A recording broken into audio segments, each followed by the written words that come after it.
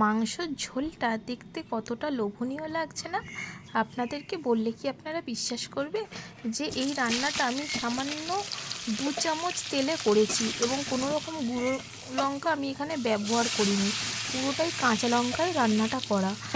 এখানে আমি 1 কেজি পরিমাণে মুরগির মাংস ব্যবহার করেছি এবং কতটা পরিমাণে কতটা কি মশলা দিতে হবে সমস্ত কিছু আমি এখানে বলে দিয়েছি।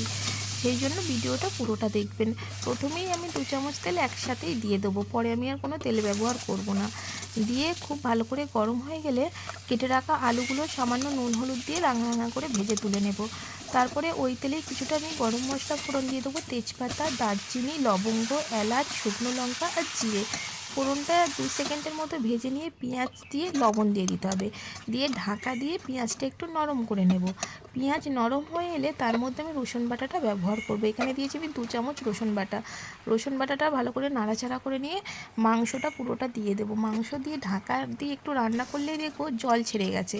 সেই সময় এসে আমি এখানে আদা এবং কাঁচা লঙ্কা যেটা বেটে রেখেছি শিলনোড়ায়, আদা কাঁচা লঙ্কা বাটাটা দিয়ে এবং 2টো বড় সাইজের আমি টমেটো ব্যবহার করেছি এখানে।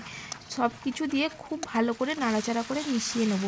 ঢাকা চাপা দিয়ে 2 মিনিট রান্না করলেই মাংস থেকে প্রচুর পরিমাণে জল ছাড়বে।